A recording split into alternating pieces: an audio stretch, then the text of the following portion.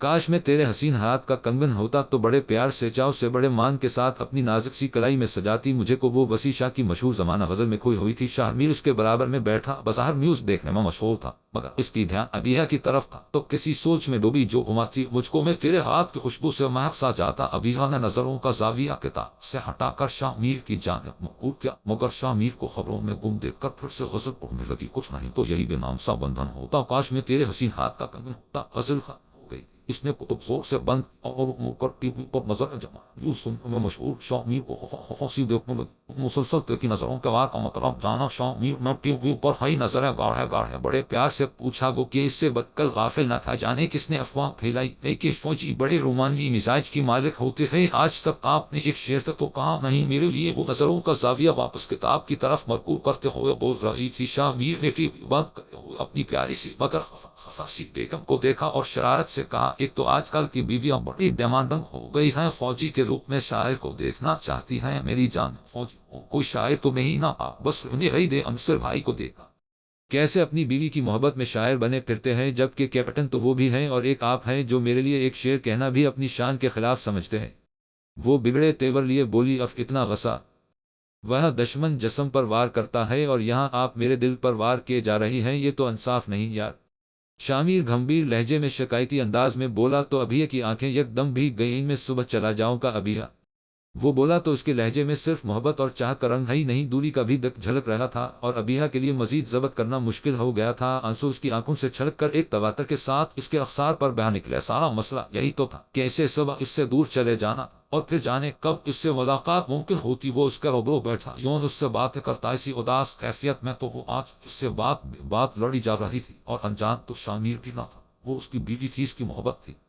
سو اسے جانتا بھی تھا اور اس کی کیفیت بھی سمجھتا تھا، مگر اب سب کے ساتھ ساتھ وہ اس ملک کا محافظ بھی تھا۔ وہ اکیلا ہی کتنی جانوں کا امین تھا، اپنے گھر سے دور ہونا اس کے فرائض کا تقاضا تھا، مگر فی الحال جب تک وہ اپنے ہمسفر کے ساتھ تب تک کچھ اور نہیں سوچ سکتا تھا۔ سو ابیہ کا ہاتھ تھا کراس کے آنسو پونچھتے بے حد جذب سے کہنے لگا، یہ پل انمول ہیں ابیہ کہ ہم ایک دوسرے کے ساتھ اس طرح رک کر میں ان خوبصورت لمحوں کا ضائع نہیں کرنے دوں گا۔ شامیر کی مسکراتی آنکھیں ابیہ کے چہرے پر جمی ہوئی تھیں اپنے ہمسفر کے ساتھ، اور پیار پر وہ بھی آنکھوں سے مسکرا اٹھی۔ اسے چلے جانا تھا، سو وہ چلا گیا، پر اس کے جاتے ہی ابیہ کو یوں لگنے لگا جیسے اپنوں میں رہ کر بھی وہ اکیلی ہو۔ ابیہ شامیر کی چچا زاد تھی، تیمور خان ابیہ کے تایا ضرور تھے، مگر اپنی بیٹیوں کی طرح چاہتے۔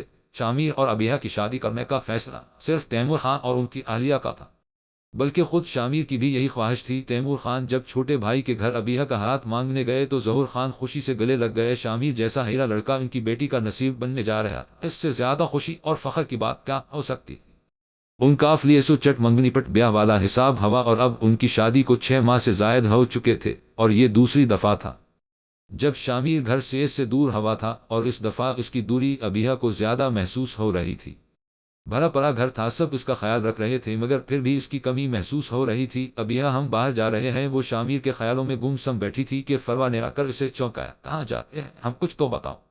وہ فروا کی جانب متوجہ ہوئی جو جلدی جلدی برش کر رہی تھی، ایسے ہی آئس کریم کھانے دیکھو نا، موسم بھی کتنا حسین ہو رہا ہے۔ فروا نے کھڑکی سے باہر دیکھتے ہوئے کہا، حسین تو بے حد ہو رہا ہے موسم کر سراہتی۔ وہ بھی اٹھ کھڑی ہوئی، کاش وہ اس وقت ساتھ ہوتا۔ دل نے دھیرے سے سرگوشی کی اور وہ مسکرا دی، وہ ساتھ نہیں تو کیا ہوا، دل میں تو ہے، دل ہی دل میں جواب دے کر وہ بھی آئینہ کے سامنے کھڑی ہو کر اپنا عکس دیکھنے لگی، اور جو دل میں رہتے ہیں وہ ہر پل ساتھ رہتے ہیں۔ شامیر اچانک ہی اس کے عکس کے پیچھے سے نمودار ہو کر بولا تھا۔ وہ بھرپور انداز میں مسکرا اٹھی، گھر سے گئے ہوئے کیپٹن شامیر کو 2 دن ہو گئے تھے، پر ابھی تک اس کی خیریت سے پہنچنے کی کوئی اطلاع نہیں آئی تھی۔ بلاشبہ آرمی کے جوان اس وقت ملک کی تاریخ کے سب سے مشکل اور پیچیدہ جنگ میں مصروف تھے۔ ابیہ کی نظروں سے تایاتائی کی بے چینی چھپی نہ رہ سکی۔ وہ بے شک اس کے سامنے ظاہر نہیں کر رہے تھے، پر اب تک کوئی خیر خبر نہ آنے پر پریشان ضرور تھے۔ ایسا اکثر ہوتا، کبھی تو فورا خیر خبر آ جاتی، کبھی کچھ وقت لگ جاتا اطلاع آنے میں، اور اس دفعہ تو ویسے بھی وہ سب آگاہ تھے کہ وہ کتنے بڑے محاذ کے لیے منتخب کیا گیا ہے۔ تبھی تائی امی اب زیادہ تر مسئلہ پر بیٹھی دائیں مانگتی، اور تایا ابو خبروں پر نظریں جمائے نظر آتے۔ شاید جن ماؤں کے بیٹے ملک و قوم کے محافظ ہوتے ہیں، ان کا زیادہ تر وقت اللہ کے حضور دائیں مانگتے ہی گزرتا ہے۔ وہ دل ہی دل میں سوچ کر رہ گئی۔ یہ 5واں دن تھا جب شامیر کی خیریت کی خبر آئی تھی۔ بات صرف تایا ابو سے ہوئی تھی، وہ بھی بے حد مختصر۔ وہ خیریت سے تھا، ان سب کے لیے یہ خبر ہی باعث سکون تھی۔ وقت سست روی کے ساتھ گزر رہا تھا یا شاید ابیہ کو ہی ایسا لگنے لگا تھا۔ زندگی ایک نقطے پر آ کر رک گئی تھی، اور اب جب شامیر آئے گا تب ہی اس کی زندگی رواں ہوگی۔ وہ اب شامیر کی یادوں کے سہارے ہی جینے لگی تھی۔ آپریشن ضرب عضب پاکستانی قوم کی للکار تھی، ان دہشت گردوں کے لیے جو پاک وطن کی تباہی کا سامان اکٹھا کرنے میں مصروف تھے۔ قوم کی پکار پر لبیک کہتی پاک آرمی سر پر کفن لپیٹے دشمن کے ارادوں کو نیست و نابود کرنے کا عزم باندھ کر میدان جنگ میں اتر چکی تھی۔ کیپٹن شامیر کی بٹالین کے کمانڈوز نے وزیرستان کی دشوار گزار پہاڑیوں پر آن کی آن میں مورچہ بندی کر کے اپنی پوزیشن سنبھال لی تھی۔ مشین گن نصب کی جا چکی تھی۔ مورچہ بندی خاص طور ہر ان باتوں کو مدنظر رکھ کر کی گئی تھی کہ دشمن کی آمد و رفت پر نظر رکھی جا سکے، اس کے علاوہ جیسے ہی انہیں حملہ کرنے کا آرڈر ملے وہ بآسانی دشمن کے ٹھکانوں کو ٹارگٹ کر سکیں۔ کیپٹن شامیر اپنے مورچے میں بیٹھ کر بائنوکیولر آنکھوں سے لگائے اپنے گردوما کا جائزہ لے رہا تھا، تب ہی صوبیدار نیاز کی آواز عقب سے آئی۔ اس کے ہاتھ میں وائرلیس سیٹ تھا۔ کیپٹن شامیر نے اس کے ہاتھ سے فورا وائرلیس لے لیا۔ وائرلیس پر بریگیڈیئر صاحب کی جانب سے اہم خبر موصول ہوئی تھی۔ خبر وصول کرتے ہی شامیر نے اپنے مخصوص انداز میں یس سر کہا اور اپنے کمانڈوز کو ہدایت دینے لگا۔ وہ منٹوں میں نئی حکمت عملی بنا چکا تھا۔ اب سے کچھ ہی دیر بعد یہاں سے دشمن کے اسلحے و بارود سے بھرا ہوا ٹرک گزرنے والا تھا اور انہیں ان ٹرکوں کو تباہ و برباد کر دینا تھا۔ وہ سب اپنی عقابی نظریں راستے پر گاڑے دشمن کی آمد کے منتظر تھے۔ کچھ پل ہی سر کے ہوں گے کہ بہت دور سے سڑک پر دھول اڑتی محسوس ہوئی۔ کیپٹن شامیر اور اس کے کمانڈوز اپنی اپنی پوزیشن سنبھالے الرٹ ہو چکے تھے۔ ٹرک اب رفتہ رفتہ ان کے قریب آ رہے تھے۔ جب تک میں فائر نہ کہوں کوئی بھی گولی نہیں چلائے گا، کیپٹن شامیر نے اپنے کمانڈوز کو ہدایت جاری کی۔ جب ٹرک ان سے کچھ ہی فاصلے پر رہ گیا تب کیپٹن شامیر کی دھاڑ سنائی دی، اور اس کا حکم ملتے ہی کمانڈوز نے سامنے سے گزرنے والے دونوں ٹرکوں پر فائر کھول دے۔ وہ دونوں ٹرک آتشیں بارود سے بھرے ہوئے تھے۔ ایک دھماکے سے ان کے پرخچے اڑ گئے اور شعلے فضاؤں میں بلند ہونے لگے۔ دشمن کے گولہ بارود واسلحہ کا سامان جہاں برباد ہوا تھا، وہیں ان ہولناک دھماکے سے دشمن یہ بھی جان چکا تھا کہ آرمی کے کمانڈوز ان کا قلعہ قمع کرنے آن پہنچے ہیں۔ کیپٹن شامیر کی قیادت میں کمانڈوز اب دشمن کی جانب سے اٹھائے جانے والے اقدام کے لیے تیار تھے۔ جس پہاڑی پر ان کے مورچے تھے اس سے کچھ ہی فاصلے پر کچے پکے مکانات بنے ہوئے تھے۔ تو اس اطلاعات کے مطابق یہ کچے پکے مکانات ہی ان دہشت گروہوں کا ٹھکانہ تھے۔ انہیں زیادہ دیر انتظار نہیں کرنا پڑا۔ تھوڑی ہی دیر بعدان مکانات کی چھتوں پر شامر کو کچھ حرکت ہوتی محسوس ہوئی۔ اس نے فورا بائنوکیولر آنکھوں سے لگا کر دیکھنا شروع کر دیا۔ منظر اب واضح ہو چکا تھا۔ وہ اب اپنی چھتوں پر چڑھے دور بین آنکھوں سے لگائے ارد گرد کا جائزہ لے رہے تھے، اور شاید وہ ان کے مورچے دیکھ بھی چکے تھے۔ شامیر نے کوئی لمحہ ضائع کئے بغیر ہیڈ کوارٹر میں اطلاع دے دی۔ اب صحیح معنوں میں حق و باطل کی جنگ شروع ہونے والی تھی۔ کچھ ہی پل گزرے ہوں گے جب فضا میں پہاڑوں کے عقب سے گھن گرج کے ساتھ گن شپ بلیک کوبرا آسمان پر نمودار ہوا اور اپنی گن سے شعلے اگلتا ہوا ان مکانات پر برس پڑا۔ بلیک کوبرا اپنا غیظ و غضب نکالتا رہا، اور اس دوران کیپٹن شامیر اپنے کمانڈوز کے ساتھ مورچوں سے نکل کر دہشت گردوں کی جانب پیش قدمی کرنے لگے۔ دہشت گردوں کو سنبھلنے کا موقع ہی نہ مل سکا۔ پہلے ایک زوردار دھماکے سے فضا گونج اٹھی اور پھر آن کی آن میں ان پر حملہ بھی ہو چکا۔ مزید کثر کیپٹن شامیر کے کمانڈوز نے ان پر زمینی حملہ کر کے نکال دیا۔ پاکستان آرمی نے دہشت گردوں کو ایک بھرپور سرپرائز دے ڈالا تھا۔ اگلے 2 دن تک دہشت گردوں کی جانب سے سخت مزاحمت جاری رہی، مگر آرمی کے قوت ایمانی سے بھرپور شیر دل جوانوں کے آگے مزاحمت دم توڑتی چلی گئی۔ شامیر بھی اپنے 3 ساتھیوں کے اپنی پوزیشن سنبھالے دہشت گردوں کو جہنم واصل کرنے میں مشغول تھا۔ جس جگہ وہ پوزیشن بنائے بیٹھا تھا اس سے ذرا فاصلے پر دھماکہ ہوا تھا، جس کی زد میں آ کر ان کا ایک ساتھی شدید زخمی ہو گیا تھا۔ پھر بھی وہ ہمت نہیں ہارا تھا، بلکہ مزید جوش و جذبے کے ساتھ دشمن کا مقابلہ کر رہا تھا۔ اپنے زخمی ساتھ کا حوصلہ دیکھ کر شامیر اور اس کے ساتھیوں کے انداز مزید جارحانہ ہو گئے تھے۔ مگر کب تک؟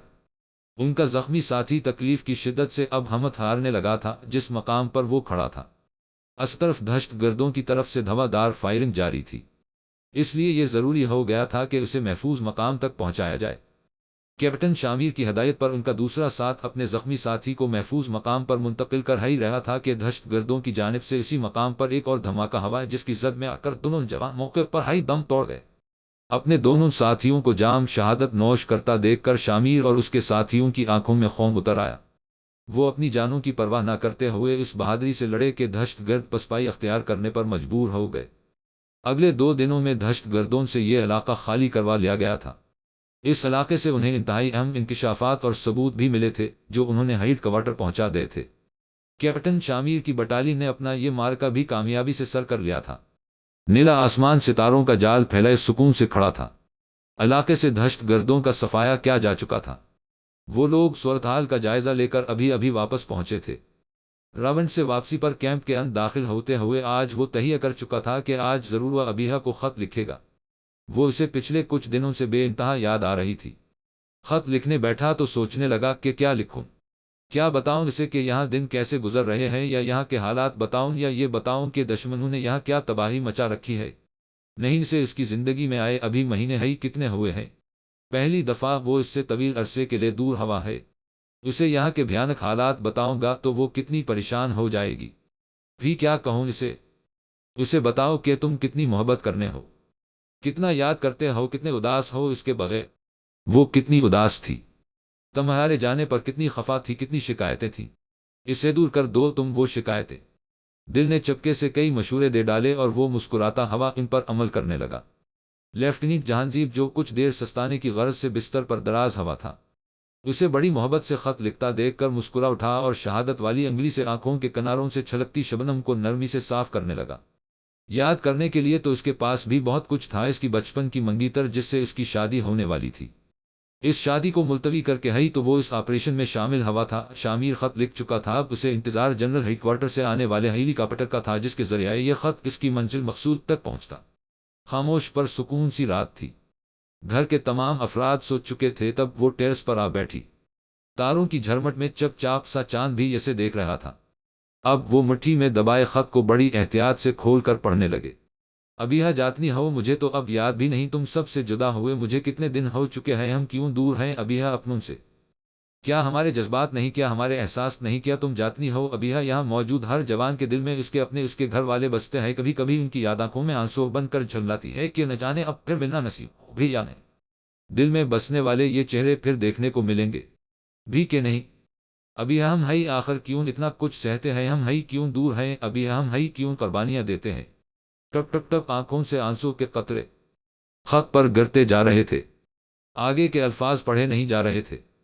اس کی آنکھیں دھندلا گئیں۔ اس کا شامیر اپنوں کو یاد کر کے ٹوٹ رہا تھا، اس سے برداشت نہ ہوا۔ وہ بے دردی سے آنسو صاف کر کے ایک بار پھر خط پڑھنے لگی۔ ابھی جاتنی ہو کیوں؟ یہ ملک وجود میں ہے بڑی ہے قربانیوں کے بعد آیا ہے، ہمارے آبا اجداد نے بے غرض ہو کر قربانیاں دے ہیں اس ملک کے لیے جو دشمنوں کو بڑا کھٹکتا ہے جب سے میرا ملک وجود میں آیا ہے۔ اسلام کے نام پر بنا ہے نا ابیہ، اس لیے بڑی تندھی سے اسے بدنام کرنے پر تلے ہوئے ہیں، جڑوں کو کھوکھلا کر دینا چاہتے ہیں۔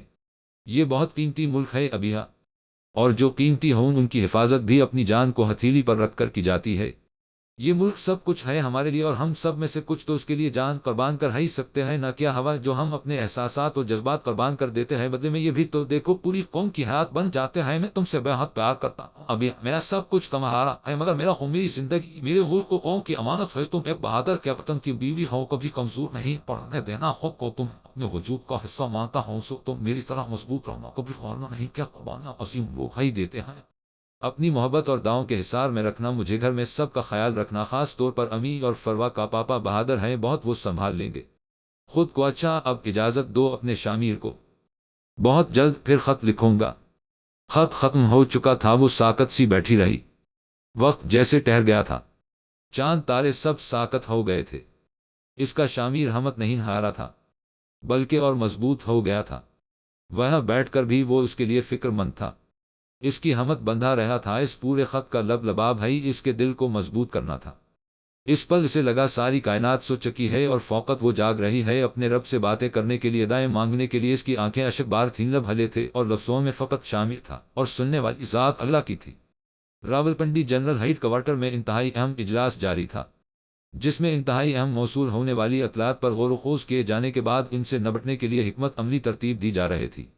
اس مشن میں پاک فضائیہ کے جنگی طیارے اور گن شپ ہیلی کاپٹر کا کردار زیادہ اہم تھا۔ فیصلہ ہو چکا تھا اور میدان جنگ میں لڑنے والے جانبازوں تک پہنچایا بھی جا چکا تھا۔ کیپٹن شامیر کے وائرلیس سیٹ پر نئے احکامات موصول ہو چکے تھے اور اب ان کی کمک آگے بڑھنے کو تیار تھی۔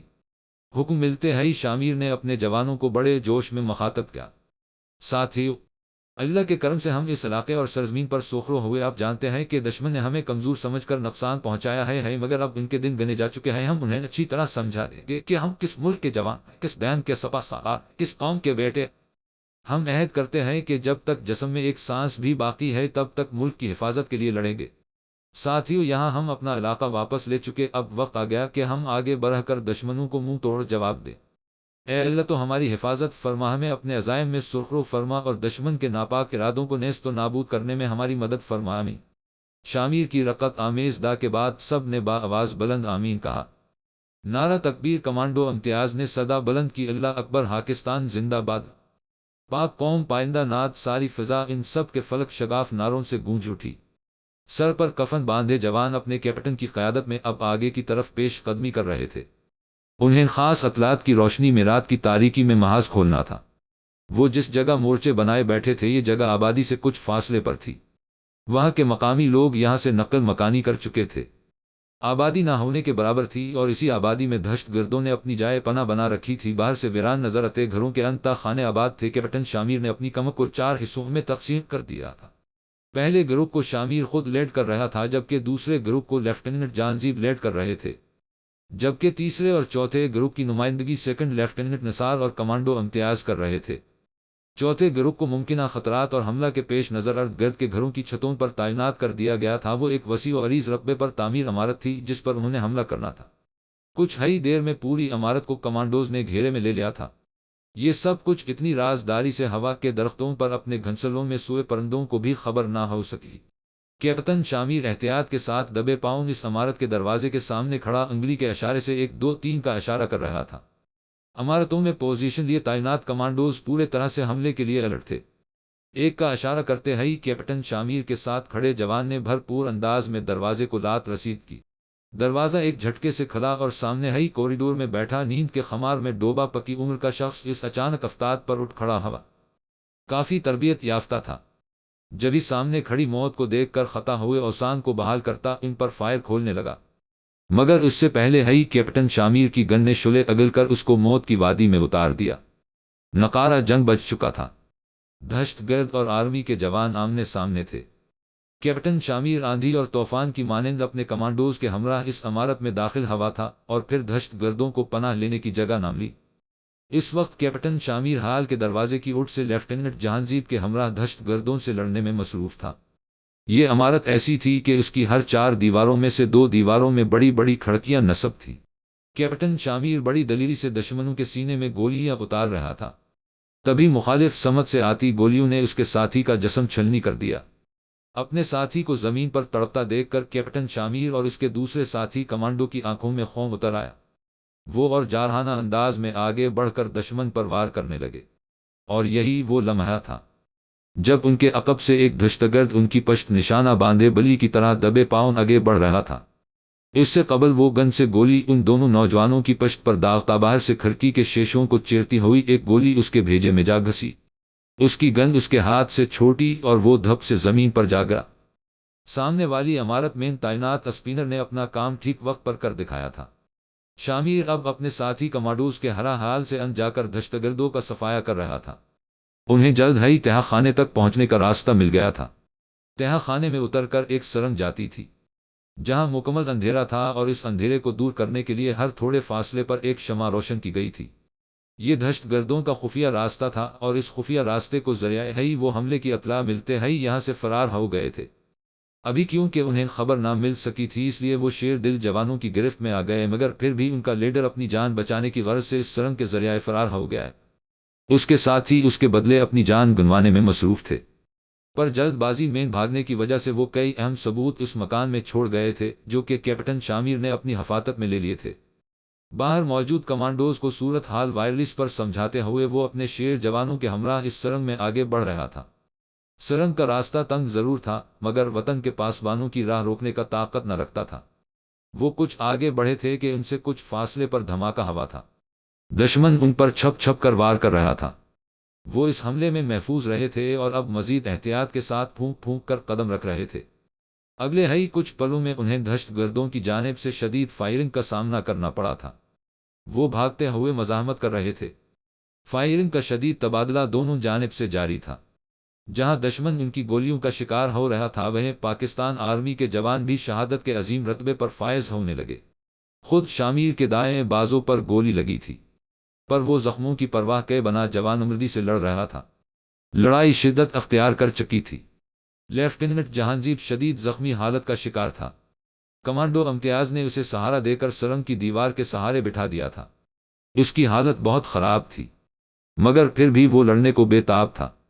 شامیر نے دشمنوں کا مقابلہ کرتے ہوئے جہانزیب کے چہرے پر ایک نگاہ ڈالی۔ اس کے چہرے پر کرب نمایاں تھا، آنکھوں میں شہادت کی چمک آیا تھی۔ اسے جہانزیب کے کل کے کہے الفاظ یاد آ گئے جب راونٹ سے واپسی پر مسکراتا ہوا وہ اپنے بارے میں بتا رہا تھا۔ میری ماں میرے انتظار میں نظریں دروازے پر ٹکائے راہ تکتی رہتی ہے، کافی ضعیف ہے، نہ سرب صبر نہیں ہوتا، اس سے کہتی ہے جب تو گھر آئے گا تو تیری دلہن لاؤں گی، اور میری منگ دلہن بن کر میری زندگی میں قدم رکھنے کے لیے شدت سے میری منتظر ہے، اور میں سوچتا ہوں نہ جانے پھر ان لوگوں کو دیکھ بھی پاؤں گا یا نہیں۔ وہ اپنی بات کے اختتام پر بڑے دلگیر انداز میں مسکرایا تھا۔ شامیر اس کے جذبات سمجھتا حواس کے حوصلے کے لیے اس کی پیٹ پر تھپکی دینے لگا۔ شامیر کی آنکھیں فرت جذبات سے دھندلا گئیں۔ وہ اتنے عرصے سے ایک دوسرے کے ساتھ تھے، ایک دوسرے کے جذبات اچھی طرح سمجھتے تھے۔ وہ دین کی وطن کی محبت سے سرشار تھا، پر گھر والوں کی یاد بھی آنکھوں سے شفاف قطرے کی صورت چھلکنے کو تیار تھی۔ شامیر بامشکل اس کے چہرے سے نظریں ہٹا سکا۔ اس پل اسے بھی اس کے گھر والے یاد آ گئے، نہ جانے وہ بھی ان سب سے مل پائے گا یا نہیں۔ سچ شکر کہ اس نے آج گھر والوں کے لیے خط لکھ کر GHQ بھجوا دیا تھا، شاید یہ اس کے پیاروں کے نام اس کا آخری خط ثابت ہو۔ شامیر کے جسم میں ایک بجلی سی کوندی اور اپنے ساتھیوں کے ہمراہ وہ کسی شیر کی مانند دشمنوں پر لپکا تھا۔ دشمن پسپائی اختیار کر چکا تھا، پر اس کے باوجود اس کی مزاحمت جاری تھی۔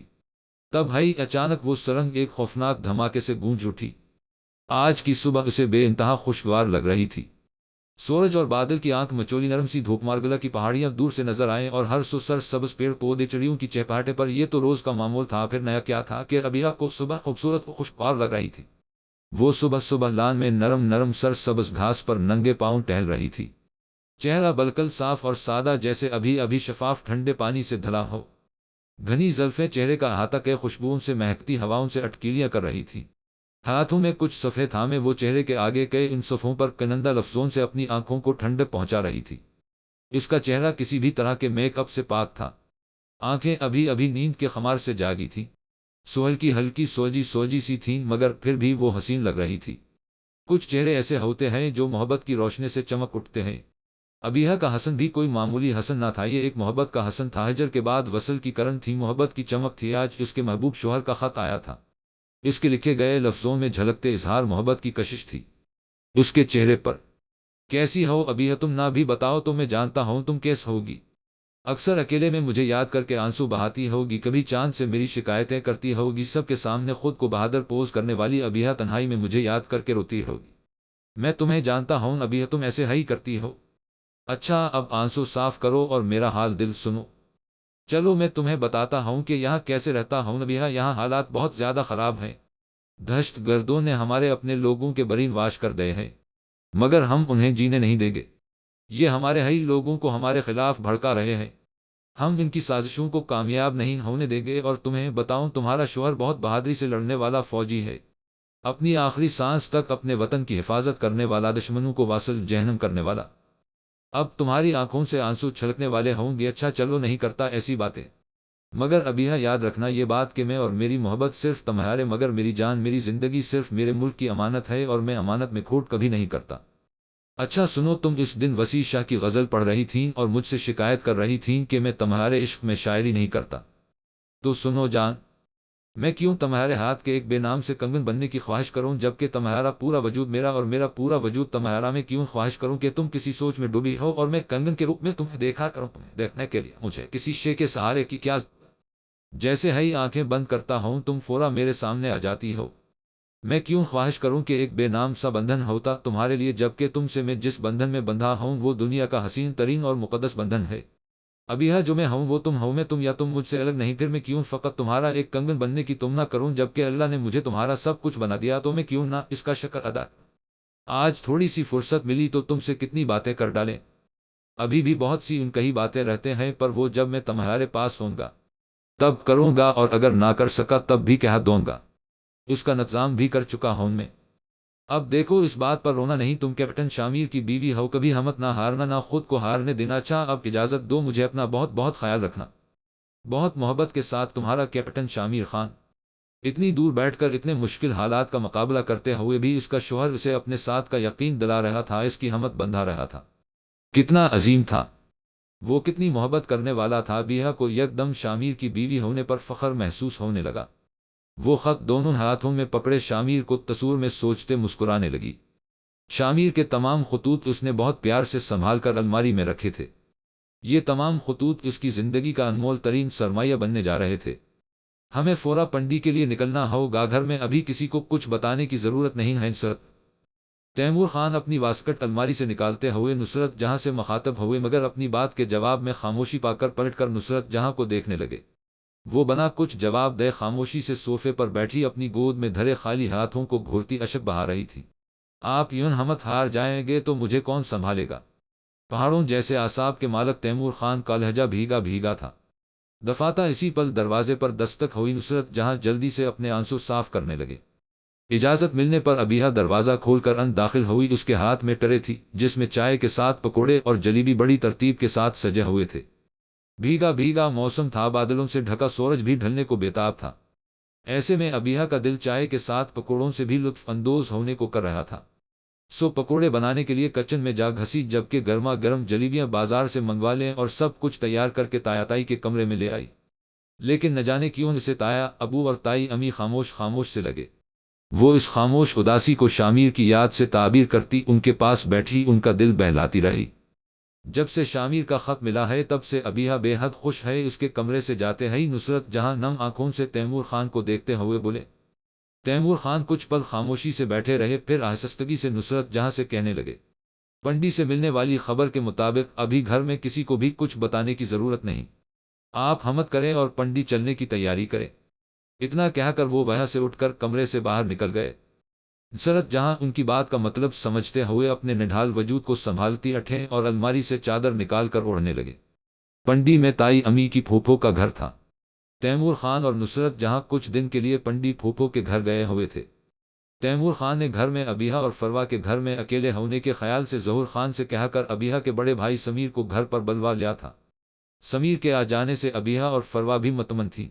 رات کا کھانا کھا کر جب فروا اور سمیر سونے کے لیے چلے گئے تو وہ اپنے کمرے سے منسلک ٹیرس پر آ بیٹھی۔ کچھ روز قبل آئے اس خط کو روزمرہ کی روٹین کی طرح پڑھنے بیٹھ گئی۔ پڑھتے پڑھتے جانے کتنی بار اس کی آنکھیں بھیگیں اور لب مسکائے۔ یہ خط نہیں تھا، شامیر کی محبت تھی، اس کے جذبات تھے، اس کی فکر، اس کے ہونے کا احساس تھا۔ اسے یوں لگتا وہ خط نہیں پڑھ رہی جیسے شامیر کو بیٹھی سن رہی ہو۔ وہ اس کے پاس بیٹھا اپنے ان خوبصورت الفاظوں سے اس کے کان میں رس گھول رہا ہو۔ وہ اب اپنی اثر راتیں یوں ہی شامیر کو محسوس کرتی گزارتی تھی۔ صبح روشن تھی، بے حد روشن، چڑیوں کی چہکار ہو سو گونج رہی تھی۔ بظاہر سب کچھ ٹھیک تھا، نہ جانے کیوں ایک بے نام سی بے کلی دل میں موجود تھی۔ ایک بے چینی اضطراب نے اس کے وجود کا احاطہ کر رکھا تھا، اور یوں ہی بے کل سی وہ اپنے کمرے سے نکلی تھی کہ اسی پل دروازے پر دستک ہوئی۔ اس وقت کون آ گیا؟ اس کا دل دھڑکا۔ گھڑی پر نگاہ ڈالتی وہ دروازے کی جانب بڑھی۔ دھیرے سے دروازہ کھول کر اس نے باہر جھانکا۔ وہاں پاکستان فوج کے دو جوان کھڑے دروازہ کھلنے منتظر تھے۔ کیپٹن شامیر خان کا گھر یہی ہے محترمہ؟ اسے سوالیہ نظروں سے دیکھتا پا کر انہوں نے فورا سوال کیا۔ وہ دھڑکتے دل سے اس بات میں صرف سر ہلا سکی۔ اس کی چھٹی ہنس بار بار کسی انہونی کا احساس دلا رہی تھی۔ وہ دونوں جوان احترامہ نظریں جھکائے اس کے سامنے سے ہٹ گئے۔ اب جو منظر اس کے سامنے تھا اس نے جیسے اس کے جسم سے روح تک کھینچ ڈالی تھی۔ وہ لکڑی کا ایک تابوت تھا جسے کچھ جوان اپنے کاندھوں پر اٹھائے کھڑے تھے۔ کیا اب بھی کسی وضاحت کی ضرورت تھی؟ کیا اسے اب بھی بتایا جاتا کہ اس کا شامیر اپنے ساتھیوں کے کاندھے پر سوار ہو کر واپس آ گیا ہے؟ وہ ہذیانی انداز میں چیخی تھی۔ فروا کب سے اس کے پاس بیٹھی اسے سمجھا رہی تھی، مگر وہ بے تحاشا روتی جا رہی تھی۔ تاریکی میں ڈوبی رات اب شہر کی جانب گامزن تھی۔ سمیر متفکر سا اپنی بہن کو دیکھتا رہا اور پھر کچھ سوچتے ہوئے کمرے سے باہر نکل گیا۔ ابیہا وہ ایک خواب تھا جو تم نے دیکھا؟ شامیر بھائی بالکل ٹھیک ہے، پلیز اس طرح رونا بند کرو۔ کتنی بار فروا اسے سمجھا چکی تھی پر وہ اب تک اپنے اس پریشان کن خواب کے زیر اثر روئی جا رہی تھی۔ میرا دل بہت مضطرب ہے فروا، مجھے ڈر لگ رہا ہے، بہت۔ یوں لگ رہا ہے جیسے شامیر ٹھیک نہیں ہے اور یہ خواب उस ख्वाब में क्या इशारा था, मैं तो सोच कर ही ढल गई हूँ। वो रोते हुए बोली तो फरवा बेबसी से उसे देखने लगी।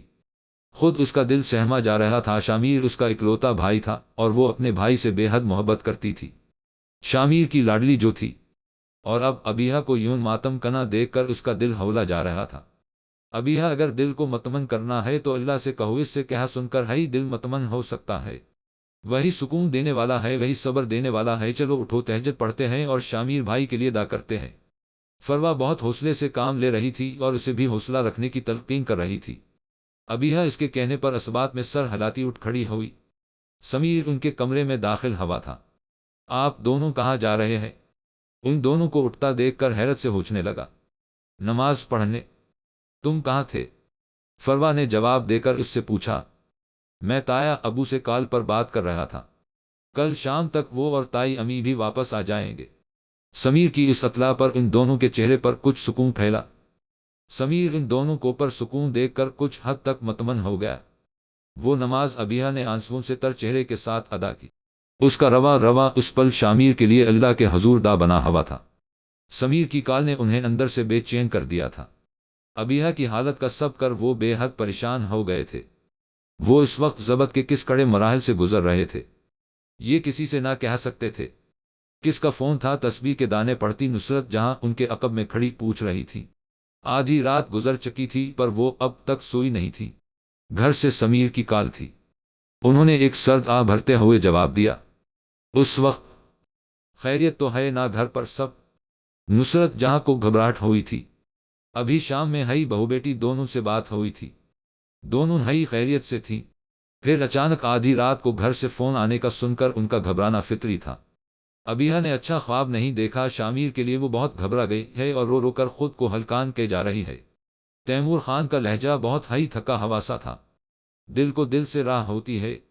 ऐसा कैसे मुमकिन है कि इसका शोहर जिंदगी और मौत की जंग लड़ रहा हो और इसके दिल को कुछ खबर ना हो?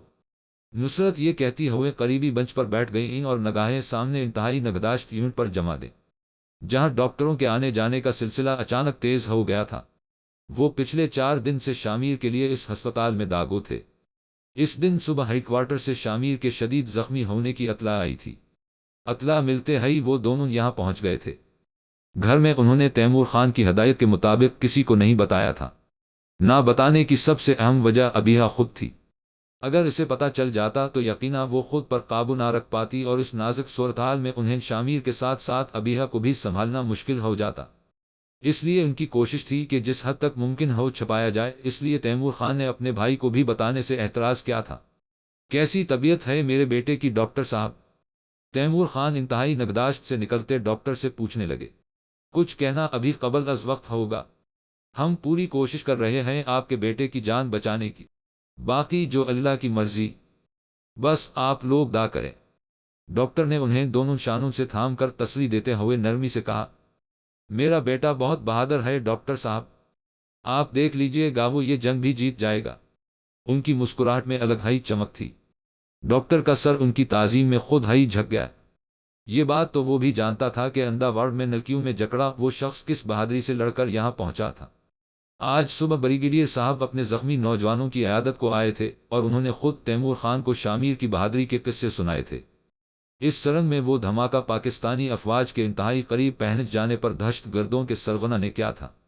शायद इस बुज़दिल को शेर दिल जवानों से बचने का यही एक तरीका समझ आया था। इस धमाके से वो खुद तो वासल जहन्नम हो गया मगर पाकिस्तानी अफवाज के जवानों को भी बड़ी तरह से जख्मी कर गया था। लेफ्टिनेंट जहांगीर इस धमाके में जानेबर ना हो सके थे और शहादत का अजीम रतबा पाकर कौम की हयात बन गए थे। कल सुबह ही उनके घर वाले उनकी मैत अस्पताल से ले गए थे। नुसरत जहां की नज़रों में कल का वो मंजर घूम गया जब बेहद ज़ियाफ माँ ने अपने शहीद जवान खोबरो बेटे का चेहरा झिलमिलाती आंखों से देखकर अपने झरियों ज़दा हाथ को उसके पर सुकून चेहरे पर फेरते हुए कहा। चल पतर घर चल, तेरी मिट्टी तेरा इंतजार कर रही है। कैसा सब्र था उन लहजे में, कैसा हौसला था उनके अंदाज में, और यही अंदाज नुसरत जहां को हौसला सिखा गया था। क्या कहते हैं डॉक्टर? वो तैमूर खान को अपनी जानिब आता देखकर उठ खड़ी हुए। यही कि बस दा करो, बाकी अल्लाह की मर्जी। तैमूर खान ने उनके हाथ पर अपना हाथ रखकर तसल्ली देते हुए कहा। वो सर को खफीफ सा हिलाते हुए वापस बैठकर तस्बीह पढ़ने लगे। تسبیح کے دانے گرتے ہوئے وہ شدت سے فجر کی اذان کی منتظر تھی۔ اس کی آنکھ فجر کی اذان پر کھلی تو اسے محسوس ہوا وہ سجدے میں دا مانگتے مانگتے سو گئی تھی۔ یقینا اس کی دا کی قبولیت کا احساس تھا جس نے اسے نیند کی وادی میں جا دھکیلا۔ رات بھر کی بے قراری اب قدرے کم تھی۔ دل میں بے چینی کی جگہ اب سکون نے لے لی تھی۔ اضطراب کی جگہ یہ احساس غالب آ گیا تھا کہ دائیں سن لی گئی ہے۔ وہ نماز کی ادائیگی کے بعد ایک بار پھر سے پورے خلوص کے ساتھ شامیر کے لیے دائیں مانگنے لگی تھی۔ شام تک تایا ابو اور تائی امی واپس آ گئے تھے۔ ان کے آنے سے ابیہا اور فروا بے حد خوش تھی۔ اتنے دنوں سے ان کی عدم موجودگی نے بھی انہیں تنہائی کا شکار بنا ڈالا تھا۔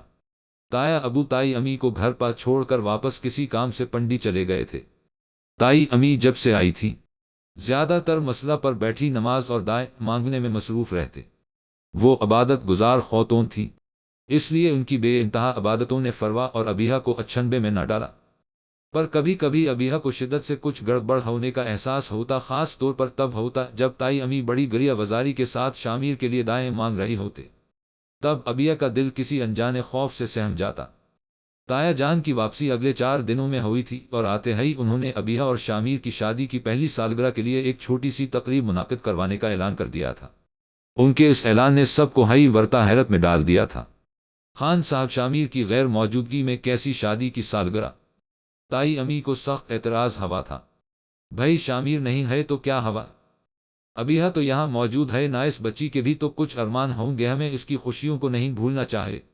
تیمور خان نرم سی مسکراہٹ چہرے پر سجائے ابیہا کی جانب دیکھتے ہوئے بولے تو ابیہا کو سخت شرمندگی نے آ گیا۔ نہیں تایا ابو، میری خوشی تو شامیر کے ساتھ ہونے پر منحصر ہے۔ اس شادی کی سالگرہ کا کیا فائدہ بھلا جب شامیر یہاں موجود ہے ہی نہیں؟ ابیہا کا دل ہرگز اس تقریب کے لیے راضی نہ تھا۔ وہ تو اپنی شادی کی سالگرہ بھی بھولے بیٹھی تھی۔ بس میں مزید کوئی اعتراض نہیں، سنو گا، میں نے کہہ دیا یہ سالگرہ ہوگی، اس کا مطلب ہے ہوگی، بھلے شامیر یہاں موجود ہو یا نہیں۔ تیمور خان قطعی انداز میں کہتے اپنی نشست سے اٹھ کھڑے ہوئے۔ نصرت جہاں انہیں شکوہ کنا نظروں سے دیکھنے لگے اور وہ ان سے نطریں چراتے وہاں سے چلے گئے۔ ابو جان کو کیا ہو گیا ہے آخر؟ فروا نے تیمور خان کے اس روئے پر حیرانگی سے کہا۔ اس کے سوال پر سب خاموش تھے۔ اگلے 3 دن بعد تقریب تھی اور گھر میں خاموشی کا دور دورہ تھا۔ تیمور خان نے ایک بات پھر سمیر کو گھر پر بلوا لیا تھا، اس کے آنے سے گھر پر کچھ رونقیں بحال ہوئی تھیں۔ البتہ تائی امی بالکل خاموش تھیں اور ان کی خاموشی گھر میں سب ہی محسوس کر رہے تھے۔ میرا بیٹا ہسپتال میں موت سے لڑ رہا ہے اور آپ گھر میں جشن منا رہے ہیں۔ نصرت جہاں سے آخر صبر نہ ہوا اور تیمور خان کے سامنے چٹخ ہی پڑے۔ میرا بیٹا ابھی زندہ ہے نصرت، اس کی غیر موجودگی میں اس سے وابستہ خوشیاں منانا میرا فرض ہے۔ آپ کیوں نہیں سمجھ رہے اس بات کو؟ وہ بے بسی سے بولے۔ اسے آ جانے دے، پھر مناتے رہے گا خوشیاں۔ نصرت بیگم منہ موڑ کر بولے، میں سارے انتظامات مکمل کر چکا ہوں، اب یہ تقریب نہیں رکھ سکتی۔ وہ قطعیت سے کہتے ہوئے کمرے سے باہر نکل گئے۔ نصرت جہاں انہیں جاتا دیکھتی رہ گئی۔ آج صبح سے اس پر اداسی چھائی ہوئی تھی۔ تائی امی کا داس چہرہ اس کے دل کو مزید اداس کر رہا تھا۔ اسے سمجھ نہیں آ رہا تھا کہ تایا ابو اس تقریب کو لے کر اتنی ضد کیوں کر رہے ہیں۔ آج صبح سے وہ شامیر کی کال کا انتظار کر رہی تھی، پر نہ ہی کوئی کال آئی نہ ہی کوئی قاصد آیا۔